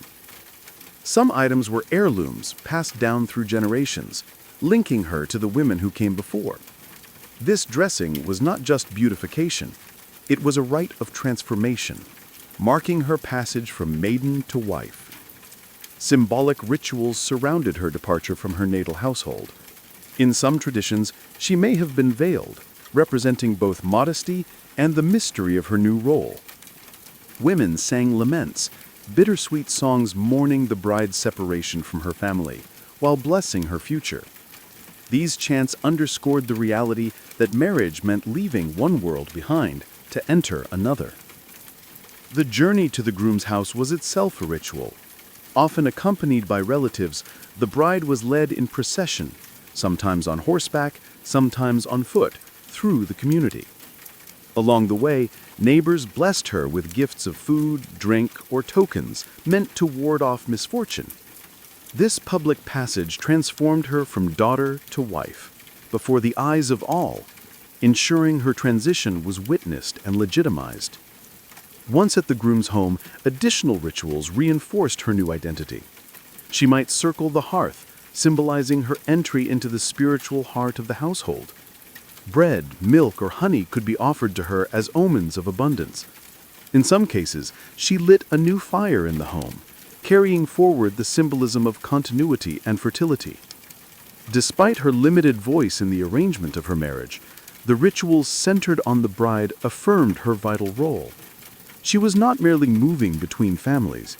She embodied the promise of future generations, carrying with her the blessings of her kin, the hopes of her ancestors, and the sacred trust of ensuring the clan's survival. Every Illyrian marriage was more than a personal union. It was a political and social contract woven into the fabric of clan alliances. In a world where survival depended on networks of kinship, each marriage tightened bonds between groups, created obligations, and sometimes healed old wounds. To the Yrians, the wedding feast was as much about strengthening the clan's future as it was about celebrating the bride and groom.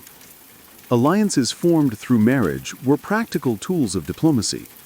Rival clans might use marriage to end feuds, sealing peace with blood ties rather than fragile treaties.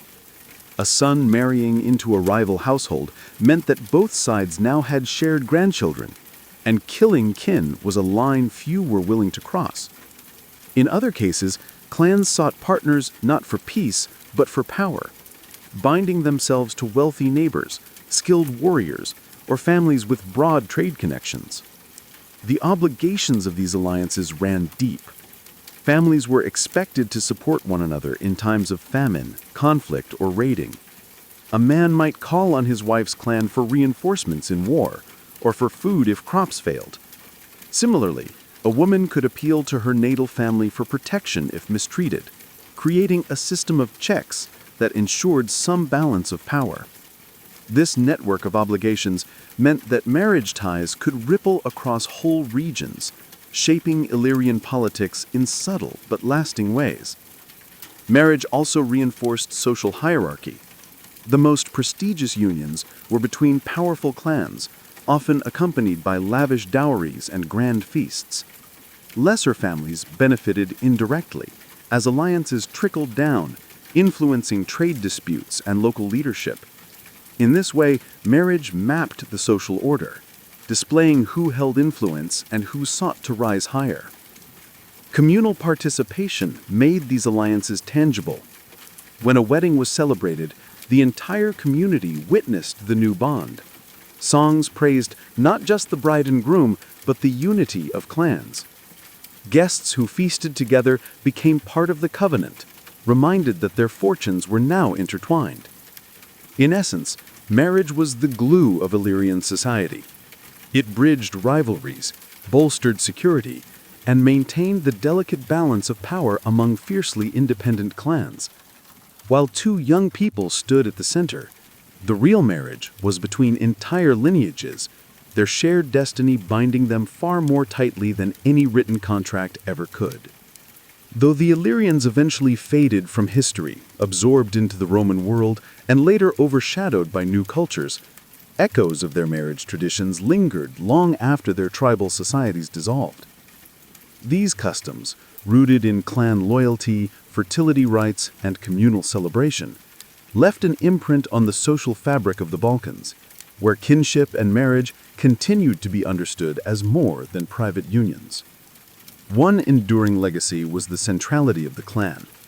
The Illyrians believed marriage bound not only individuals, but entire lineages, a concept that persisted for centuries in Balkan villages.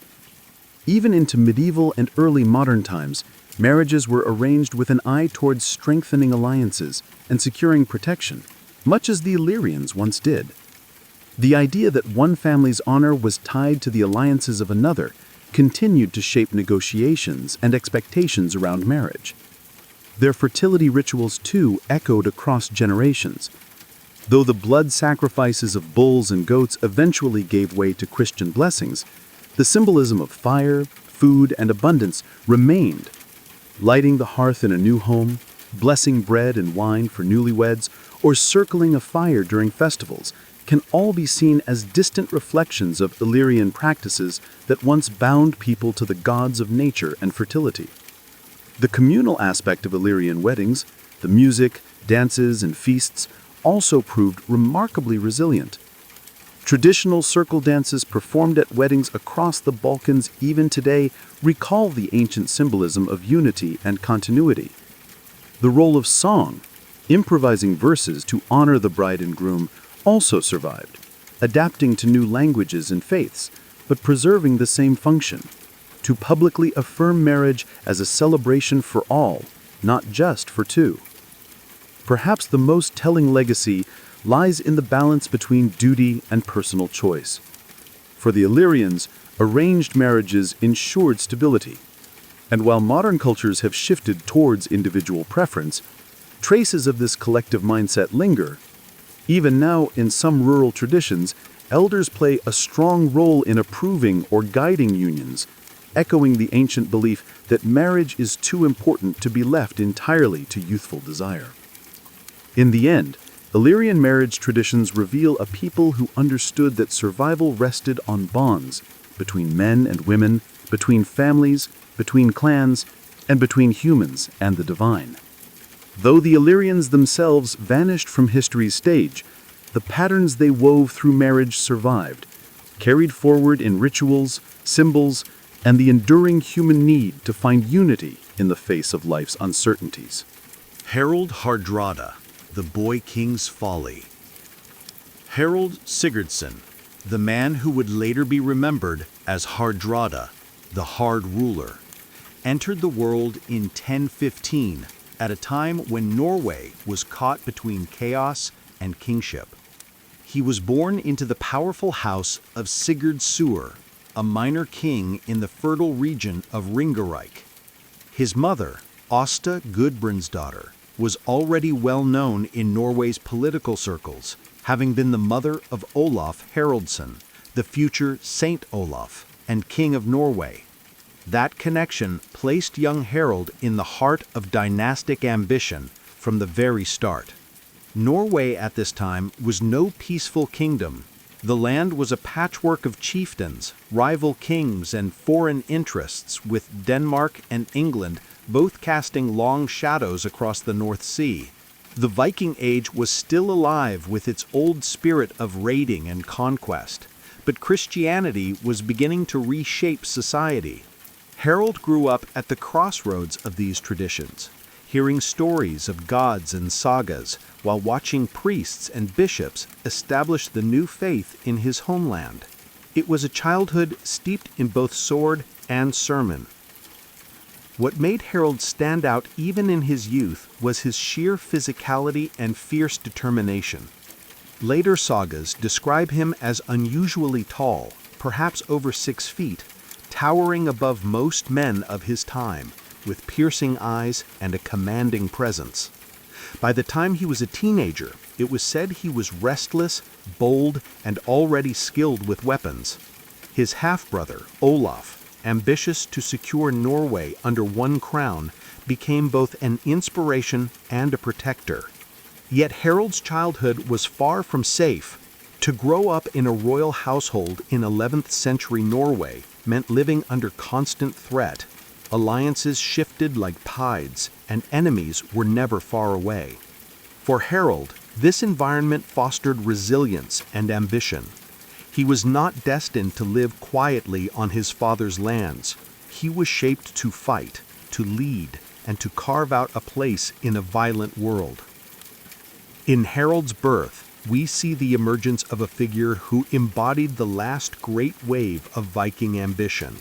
He was the youngest son, not expected to inherit much. But fate had larger plans. From the moment he was born, Harald's life was set on a course of blood, exile, and conquest, a saga that would stretch across continents and end in one of the defining battles of the Viking Age. By the summer of 1030, Harald was only 15 years old, but already he found himself marching toward one of the most decisive battles in Norway's history.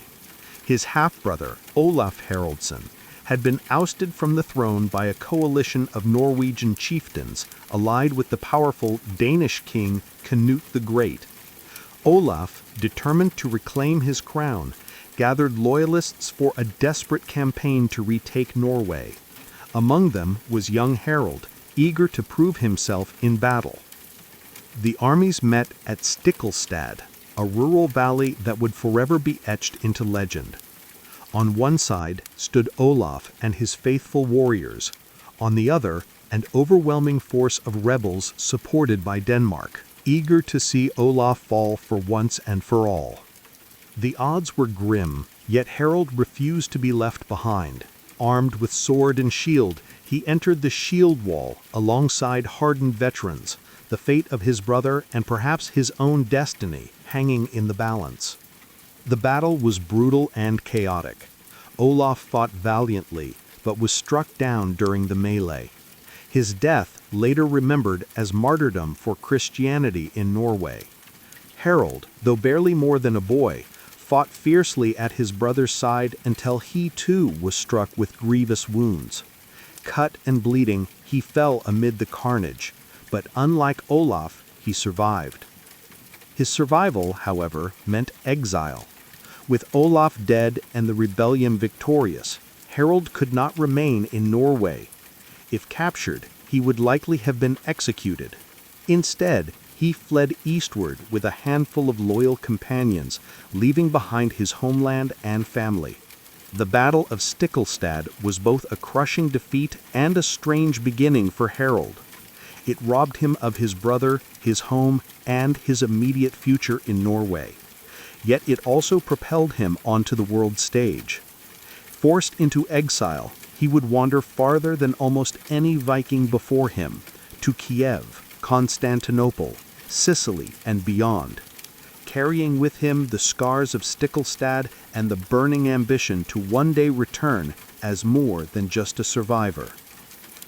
After the blood-soaked fields of Stiklestad, Harald Hardrada was a fugitive. Norway was closed to him, and Canute's dominion stretched wide across Scandinavia. For a young warrior with ambition as vast as Hardrada's, exile was not an end, but an opening. With a band of loyal men, he turned east across the forests and rivers of Sweden until he reached the glittering court of Prince Yaroslav the Wise in Kievan Rus. Yaroslav's court was a crossroads of cultures. Slavs, Norsemen, Greeks, and steppe nomads mingled in the bustling capital. To Harald, it was a place of opportunity.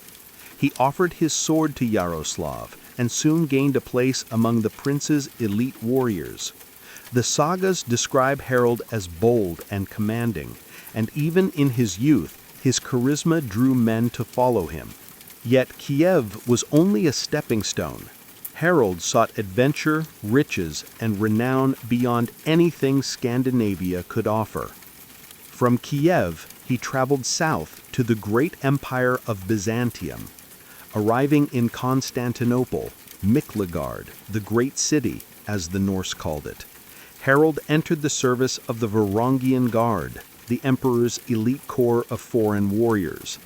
These men, famed for their loyalty and ferocity, were often recruited from the Norse world, and Harald quickly rose among them. His height, presence, and battle-tested courage made him stand out even in a brotherhood of hardened killers. For nearly a decade, Harald fought under the banners of Byzantium. He sailed to Sicily, battling Arab forces. He marched through Asia Minor, clashing with enemies of the empire. He even fought in the Holy Land, guarding pilgrims and securing routes for the emperor. The sagas, never modest in their praise, claim he fought 80 battles during these years, earning both wealth and scars. The Varangian Guard was more than a military unit. It was a brotherhood bound by oath and fortune. Harald's service brought him immense riches, gold, jewels, and silks from the empire's treasuries. Wealth he carefully stored away with Yaroslav in Kiev for his eventual return to Norway. But just as important as treasure was reputation. Harald's name became known far beyond Scandinavia. He was no longer just the boy who had fled Stiklestad. He was a commander of the Emperor's Guard, a man who had carved his legend across the Mediterranean. Exile had turned into opportunity. In Constantinople, Harald became more than a dispossessed prince. He became a warrior of renown, his saga growing with each campaign, his ambition burning hotter than ever. Harald's years in Constantinople transformed him from a wounded exile into a seasoned commander. To the Byzantines, he was known not as Harald, but as Araltes, and within the Varangian Guard, he quickly distinguished himself for his cunning and ferocity. These warriors were the emperor's personal bodyguards, feared throughout the empire as much for their towering presence as for their loyalty, and Harald soon rose to a place of leadership among them. The sagas portray him as restless, never content to remain in garrison when there was fighting to be had. He fought in campaigns across the empire's vast frontiers. In Sicily, he joined the Byzantine struggle against Arab forces, storming fortresses and raiding coastal towns. In the east, he clashed with Bulgars and other enemies threatening imperial borders. Some stories even place him in Jerusalem, where he supposedly helped guard the Holy City during an expedition into the Levant. Whether every tale is true or embroidered, the impression is clear. Harald sought war like others sought food, and he found it in abundance. His service brought him immense wealth. The Varangians were famously rewarded with gold and plunder, and Harald proved shrewd in hoarding his earnings. Instead of spending it all in Constantinople's taverns and markets, he sent his treasures back to Kiev, entrusting them to Prince Yaroslav for safekeeping. This prudence showed that Harald's ambitions were always fixed on the future, on returning to Norway not as an exile, but as a man wealthy enough to command loyalty. Yet Harald's rise was not without controversy. The sagas hint at clashes with Byzantine officials, even suggesting that he may have fallen out of favor with the emperor. One tale accuses him of imprisoning a noblewoman or overstepping his authority, forcing him to flee the empire under strained circumstances. Whether exaggerated or not, the stories capture Harald's character, bold, willful, and unwilling to bend, even to emperors.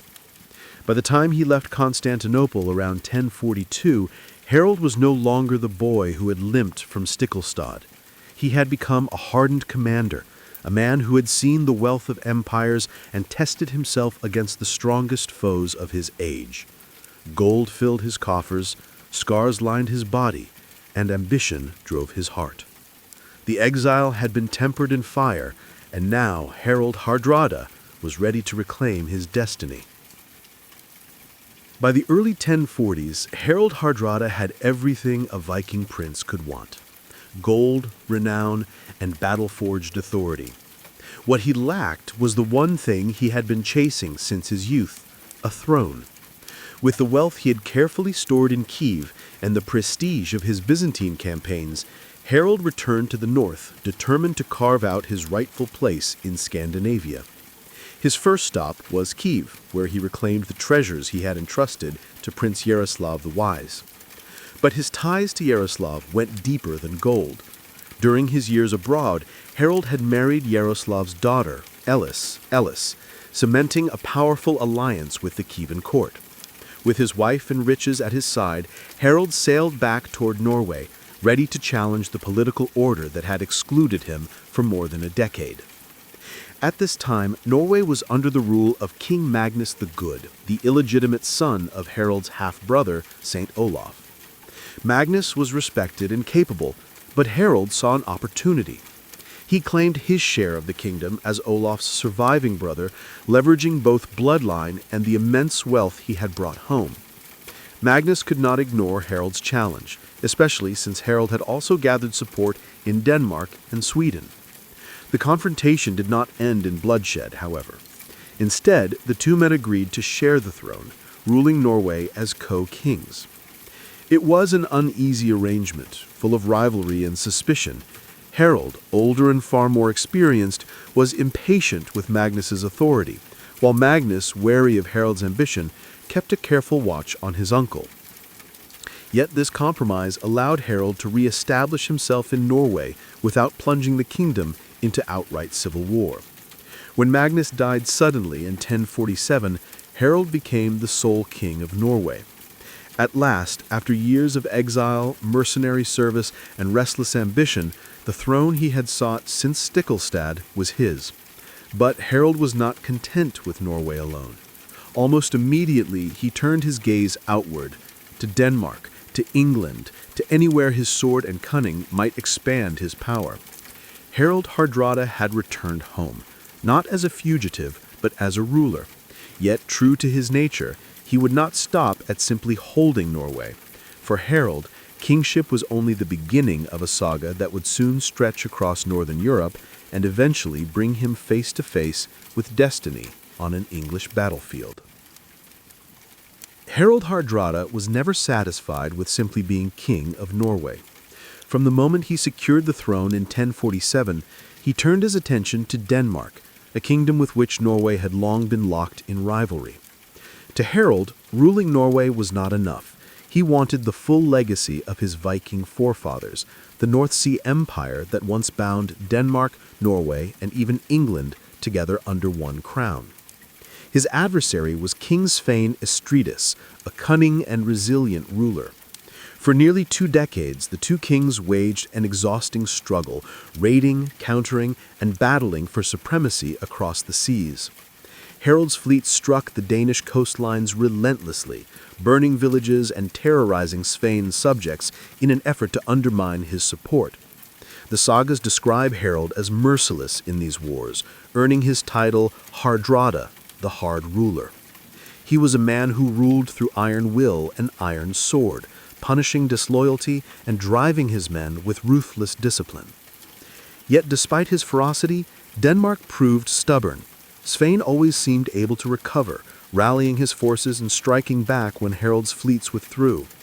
It became less about decisive victories and more about wearing the other side down.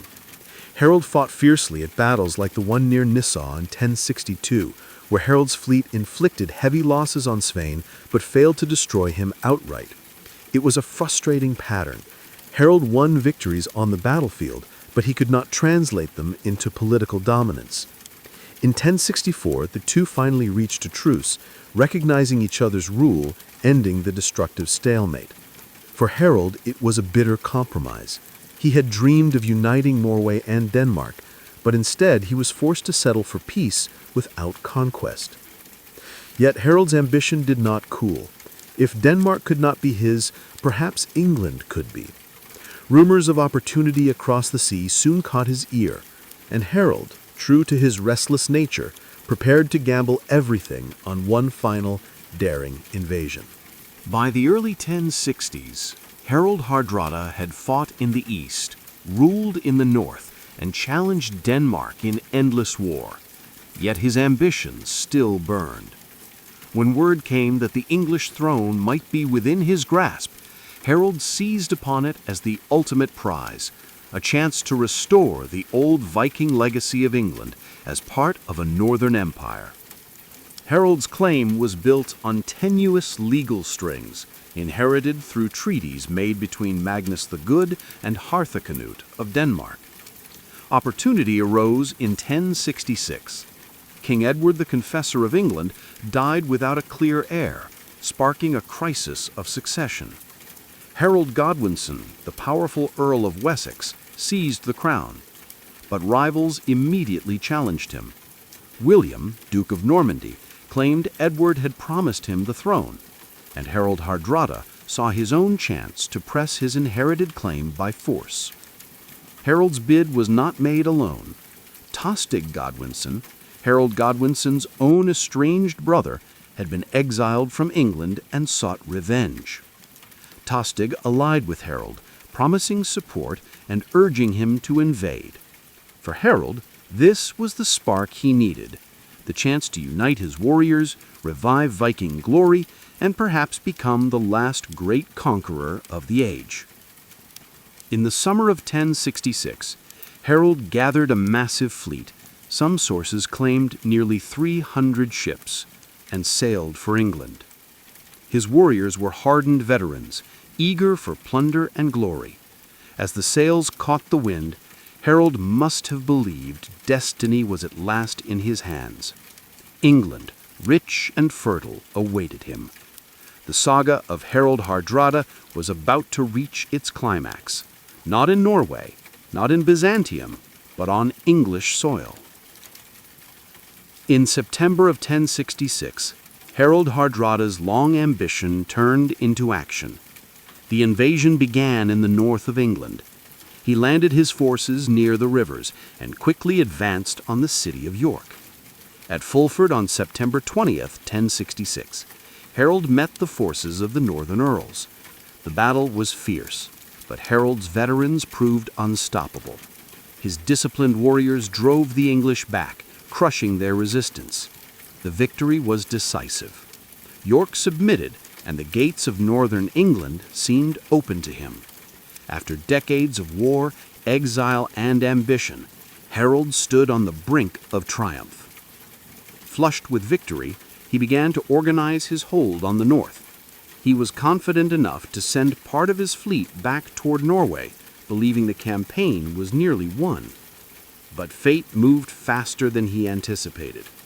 King Harold Godwinson, who had been preparing to face William of Normandy in the south, marched his army north at breakneck speed, covering nearly 200 miles in less than a week.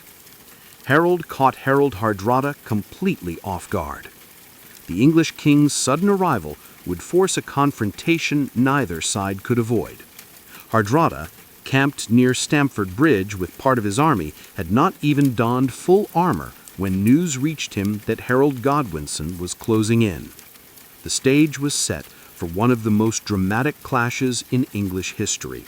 For Harald Hardrada, it would be the final test of his lifelong ambition, a battle that would decide not only his fate, but the very end of the Viking Age. On September 25, 1066, the saga of Harald Hardrada reached its final act at Stamford Bridge. Harold, fresh from victory at Fulford, was caught unprepared. His men were spread out, many unarmored. They expected negotiations with York, not the sudden arrival of Harold Godwinson's army. The clash began with a desperate defense. According to legend, a single giant Norse warrior held the bridge against waves of English soldiers. This act of defiance bought Harold's army precious time, but the odds were stacked against them. Harold Godwinson's forces were fresh, heavily armed, and eager to crush the invaders.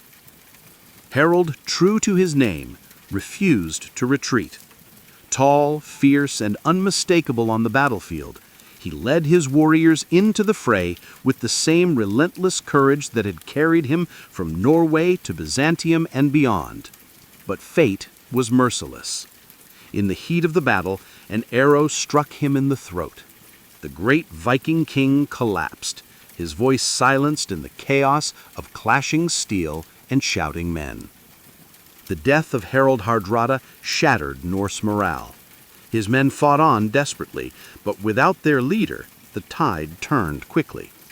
Thousands of Vikings were cut down, and of the great fleet that had crossed the North Sea, only a fraction returned to Norway. The sagas tell us that while Harold had arrived in England with over 300 ships, barely 24 were needed to carry the survivors back to Norway.